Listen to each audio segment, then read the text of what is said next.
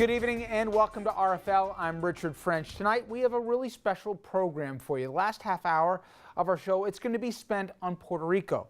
Fox 1's Ray Ramundi, he's just back from the island where he saw rebuilding efforts firsthand. Hospitals, Red Cross missions, and his own family members whose houses were destroyed. He saw it all. But we begin here on the mainland with fiscal disasters, what were man-made and now have to be cleaned up.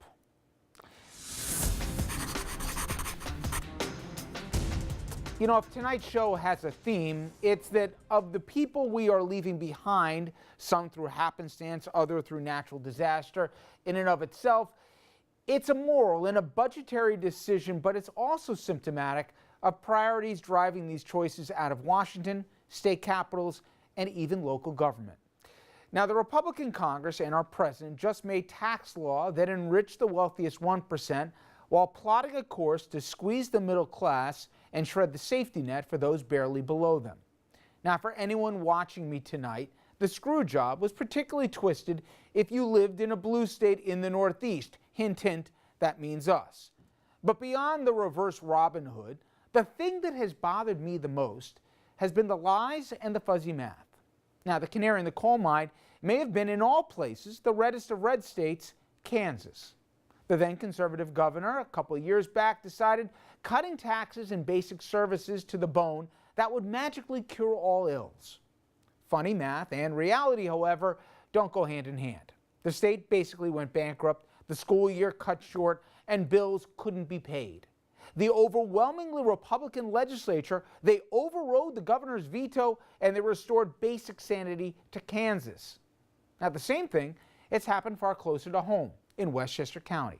After a surprising loss at the ballot box in November, outgoing Republican County Executive Rob Astorino, he sent in a final budget that, like all his preceding ones, was short on taxes and long on BS. In it, he proposed phony revenue and skyrocketing debt. The legislature, made up of 9 Democrats and 8 Republicans, voted unanimously to override and actually increase taxes by 2%. Now, we haven't seen the same courage in D.C.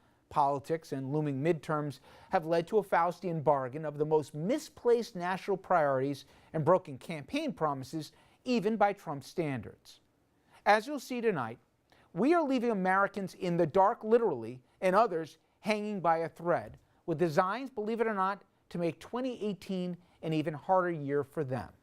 But I believe, like Kansas and now Westchester and many other places in between, there will be a reckoning come November when voters decide this is not the kind of America they want their kids to inherit. But before we get there, there is another worry as well. Now, almost automatically after tax cuts weaken the bottom lines of governments, federal, state, and local, those same conservative voices begin calling for, you guessed it, budget cuts, specifically cuts to that social safety net. But our safety nets, they're already strained, so much so that there are millions of Americans in need of basic assistance to keep themselves out of poverty who cannot get that very needed help. Now, those people, they fall into a category known as ALICE, caught between poverty and the lower rungs of the middle class. And in recent months, we have been profiling some of these ALICE families in a series that we call When the Ends Don't Meet, Families on the Brink.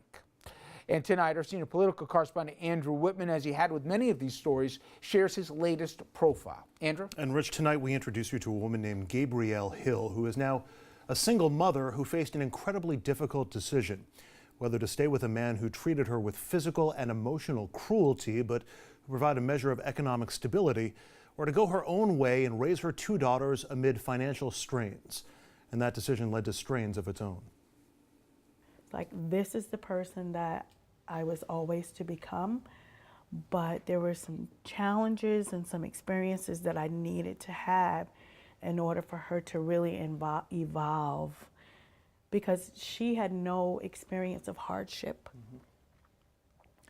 So she had something to offer the world, but not enough to really make the impact that I think I can make now. Gabrielle Hill was 19 when that photo was taken. Today at 52, she has the experiences, both good and bad, that the 19-year-old Gabrielle lacked. When you experience different things like homelessness, domestic violence, emotional trauma, and you overcome it, that gives you even more to offer the world. So when I see that, I'm like, wow, that's who I've always been. She was just hidden behind the shadows of challenges and difficulties. Those challenges and difficulties reached their peak 8 years ago. With 2 daughters and after 15 years of managing to get by, Gabrielle left her husband and just about fell over the edge. What led to the separation was the constant fighting, and that being a very unhealthy environment for my daughters. To see your mom pushed, or to hear, negative words that are spoken to your mom or about your mom, those are some things that you don't get over so easy. So it's important for my children and I to be in a safe environment. That was June 30th, 2010. Do you have the date exactly memorized? Yeah.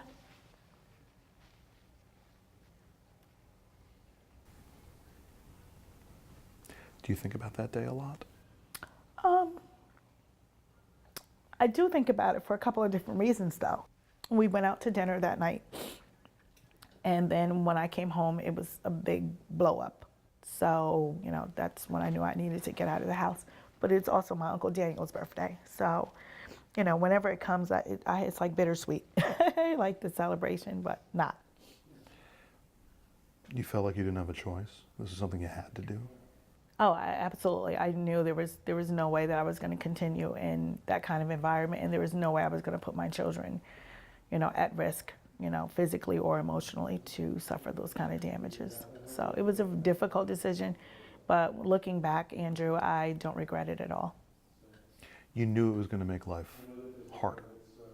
I knew it would make it financially harder. I knew that it would make it more difficult for me to get ahead, but I also knew that there was enough inside of me that I would eventually be able to poke my head out of that water.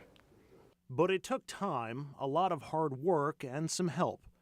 Her oldest daughter, Reggie, was 13 when Gabrielle left, and her youngest, Jomay, was 2.5. Gabrielle had no car, no college degree. I listened to a lot of naysayers that, they don't hire black women as engineers. Who said that? Why did I believe it? And she could only work so much because Gabrielle had another job that took priority. I needed to be home because I know the importance of having that security, having that emotional support. I lived in Newburgh all my life, and I've seen what it looks like when children are left alone without guidance, without discipline, without support, kind of being at home alone by themselves to make their own dinners, to do their own homework, to get themselves ready for bed. I have seen the toll that takes on the mom who can't be there because she has to work, and I've also seen what it can happen to children when there isn't that support there. They can unfortunately get into mischief. Gabrielle moved her family in with her parents and then out on her own. She found a job at a nearby McDonald's that turned out to be far more than just a job. She was even named a crew person of the year. Oh, McDonald's was most definitely more than just a paycheck. It gave me an opportunity to find myself, to find my voice, to find out what I was good at. And what I found I was good at people. But then McDonald's cut back her hours. Gabrielle and her daughters were soon evicted. The eviction was horrible. I didn't know it was coming.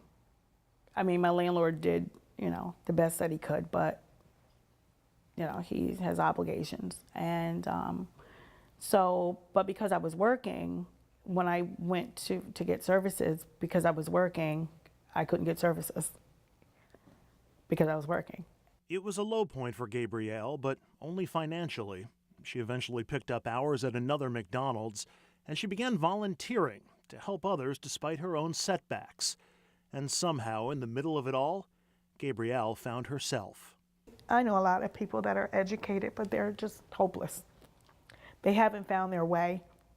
They haven't found their purpose of why they're here. So they're going through the day-to-day, and that's a different kind of poverty, but we won't go there. But yeah, I found my niche, and my niche is people.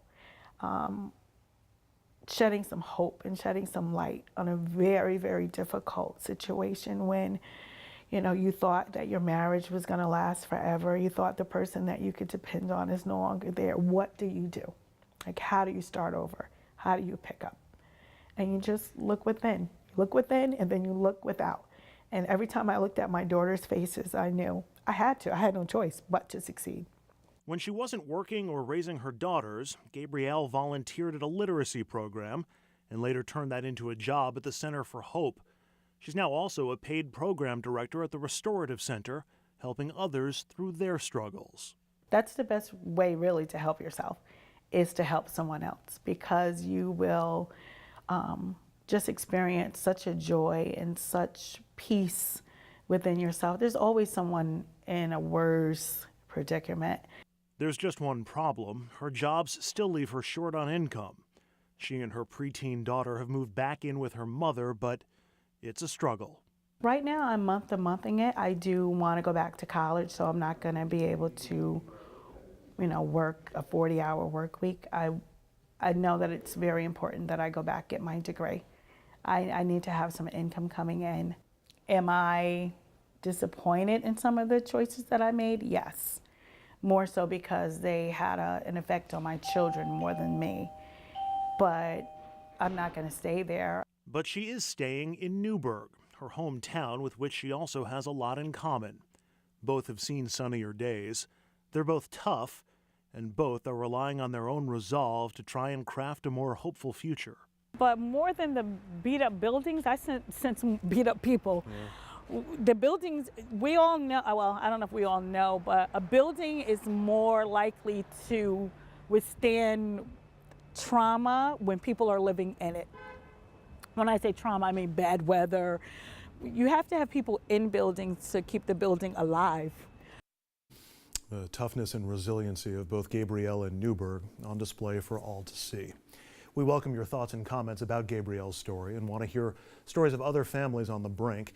Just head over to the RFL Facebook page. You can watch Gabrielle's story again and share your thoughts as well as the stories of other people you know. Rich? You know, we've seen people like Gabrielle in that poor but not poor enough. It's that gap, right? Mm-hmm.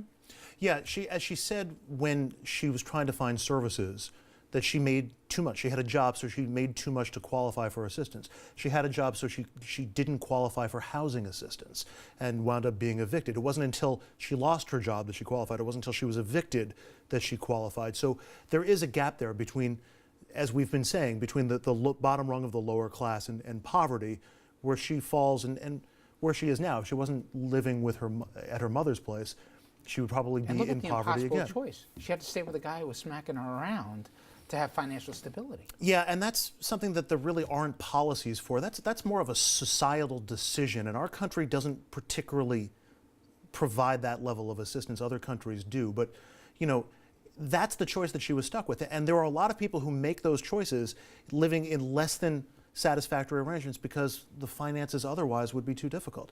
And a mother having to choose between staying in a situation like that or even working full time or taking time to raise her kids in a dangerous city like Newburgh, she's making tough choices. Absolutely. Nice job, Andrew. Thank you. Coming up next, we go over to New Jersey, where the story of a man who did his time, 25 years of hard time, and now he's making the most of it outside of prison, thanks to clemency that he got from President Obama. It's an amazing story. Former governor is in this one as well. We'll have that straight ahead.